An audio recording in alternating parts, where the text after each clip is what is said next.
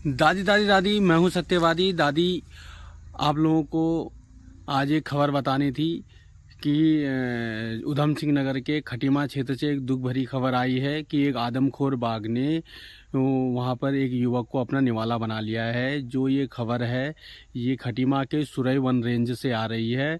वहाँ पर एक युवक जंगल गया था अपना चारा या लकड़ी लेने, तो वहाँ पर घात लगाए आदमखोर बाघ ने उस पर हमला कर दिया और उसे अपना निवाला बना लिया। यूँ समझो, उसे मौत के घाट उतार दिया। बाघ इतना आदमखोर था दगड़ियों कि आदमियों ने हल्ला करा, फिर भी उसने उसको नहीं छोड़ा। जब जाके उस पर फायर करी दूर से, तब जाके उस शेर ने उसको छोड़ा है। और बताते चले कि जो युवक है बहुत गरीब फैमिली से है और अपने पीछे 2 बच्चों को छोड़ गया है। 2 लड़कियां बताई जा रही हैं और बेचारा परिवार में अकेला कमाने वाला व्यक्ति था। और अभी उसका पोस्टमार्टम होने वाला है और उसके बाद जो भी सरकार उसको मुआवजा देगी, जो भी रूल्स होंगे उसके अंतर्गत उसको मुआवजा दिया जाएगा। लेकिन दगड़ियों, बात मुआवजे की नहीं है, बात है जान की। और परिवार में बेचारा अकेले कमाने वाला था। सबसे बड़ी दुख की बात यह है। और मुआवजा क्या होता है? मुआवजे से कोई भरपाई तो होती नहीं है। वो तो एक ये है कि चलो जंगल में गया, शेर ने कर दिया, सरकार ने अपनी तरफ से एक मुआवजा दे दिया। लेकिन उस परिवार का क्या होगा जो बेचारे पीछे उसके ऊपर आश्रित थे और जो पूरे परिवार की देख रेख करता था, तो उस चीज़ की भरपाई तो नहीं हो सकती है। लेकिन दगड़ियों, ये जो शेर का आतंक है ये पूरे उत्तराखंड में हो रहा है। ये अभी कुछ समय पहले तो मेरे ही गांव के पास में हो रहा था और शेर ने यहाँ पर मेरा जो गांव है चंपावत डिस्ट्रिक्ट के अंतर्गत आता है और बस्तिया गांव पड़ता है। बस्तिया गांव से ऊपर अगर आप टनकपुर और पिथौरागढ़ हाईवे की तरफ जाएंगे तो मेरे गांव को पार करके थोड़ा ऊपर पहाड़ी पर चढ़ेंगे तो वहां पर अमरू बैंड पड़ता है। अमरू बैंड से थोड़ा सा नीचे, उससे 100-200 मीटर नीचे वहां पर एक बैंड है। उस बैंड के पास में उसने बहुत से बाइक में जो लोग जाते थे उन लोगों को घायल भी किया है, उनके ऊपर झपट्टा भी मारा है। तो वो भी एक आदमखोर ही शेर था। तो और उसी हिसाब से मेरे गांव के ऊपर और दूसरी जगह है, एक 8 मील पड़ती है, वहाँ पर भी शेर ने अपना आतंक फैलाया हुआ था। लेकिन कुछ दिनों से वहाँ पर शेर का भी आतंक तो कम है। लेकिन आज ये खबर एक और आ चुकी है कि मेरे ही पास के क्षेत्र खटीमा से, जहाँ पर एक आदमखोर बाघ ने एक युवक को अपना निवाला बना लिया। हो सकता है ये शेर वहाँ पहुँच गए हों या वहाँ अलग शेर हों। तो दगड़ियों, बहुत ही दुख की बात है। शेर का आतंक ऐसा हो रहा है और हाथी का आतंक तो और ज़्यादा हो रहा है। हाथी ने तो पूरे मेरे गांव को भी परेशान कर रखा था। शुक्र है अभी 5-7 दिन से हाथी अभी मेरे गांव में नहीं आया। लेकिन आज मैं सुन रहा था और एक न्यूज़ में देख रहा था कि मेरे ही चंपावत डिस्ट्रिक्ट का एक गांव इचोली गोड पड़ता है। इचोली गोड में अब जो हमारे यहाँ हाथी आते थे उनने इचोली गोड में आतंक फैला रखा है 5-7 दिन से। वहाँ पर क्या कर रखा है कि आज एक काश्तकार हैं, तो रमेश चंद्र हैं शायद, ऐसा ही नाम बता रहे थे कि उनके घर पे घुस गया और घर के पास में ठीक आंगन के पास एक पेड़, आम का पेड़ था, उसको उसने गुस्से में तोड़ दिया क्योंकि वो भगा रहे थे उसको।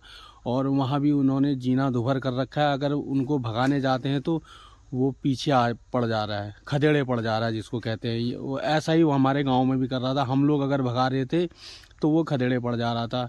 और इसका सबूत मैंने आपको पिछले अपने ब्लॉग में दे दिया कि जब उसको हम लोगों ने भगाया तो वो, जैसे हमारे साथ में कुत्ता भी उसके लिए भौंका, तो वो इतने स्पीड में आया कि कुत्ते के चक्कर में हमारे आंगन में आ गया था। और हमारा हैंडपम्प जो लगा हुआ था अभी पिछले ही नए सत्र में लगा हुआ था, उस हैंडपम्प को भी वो टेढ़ा कर गया।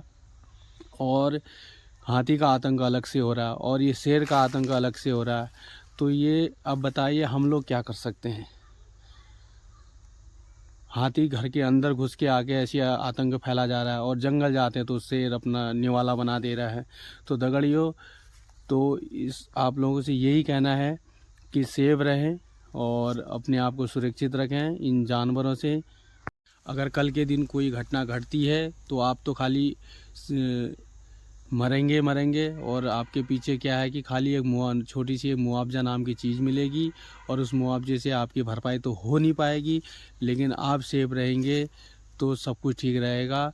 जैसे कहावत है, सर सलामत तो पगड़ी हजार। आप सलामत रहेंगे तो आप अच्छा कमाएंगे, अच्छी देख रेख करेंगे अपने घर वालों की। तो इसलिए जंगल जाते हैं तो बहुत देख संभल के जाएं। और एक शेर को आदमखोर तब घोषित करते हैं वो जब कईयों की जान लेने लग जाता है एक ही क्षेत्र में, तब उसे आदमखोर घोषित किया जाता है। तब उसे शायद बड़ी सोच समझ के सरकार उसको मारने का ऑर्डर देती है, अन्यथा उसे नहीं देती है मारने का ऑर्डर। और इसलिए हमें ही अपनी रक्षा स्वयं करनी है। और ऐसे शेर का जहां आतंक हो रहा हो तो आप लोग ऐसे जंगल ना जाएं, और अकेले तो बिल्कुल ना जाएं। अगर जाना भी है तो कुछ लोग साथ में जाएं, और अपना जो भी है चारा पत्ती अगर आपको लानी है तो जल्दी अपना उसको ले आएं और देखभाल के जाएं, और अपना ध्यान रखें और अपने आप को इन जंगली जानवरों से खुद सुरक्षित करें। अब मैं आप लोगों से कहूँ कि जंगल ना जाएं तो ऐसा भी नहीं हो सकता, क्योंकि कृषक लोग हो और आपको चारा पत्ती और ये सूखी लकड़ी लेने तो मजबूरी है जाना। तो ये तो अब आप घर में गैस भी अगर यूज़ करते होंगे तो तब भी आपको इन चीज़ों की ज़रूरत पड़ी जाती है। देखो जंगल के किनारे रहेंगे तो ये छोटी मोटी चीज़ें तो हमें आवश्यकता पड़ेंगी। और अगर हम जंगल के किनारे नहीं होते, शहरों के इलाके के होते, तो हम नहीं जाते। और कौन आदमी 50 किलोमीटर दूर जाके जंगल में लकड़ी लेने जाएगा।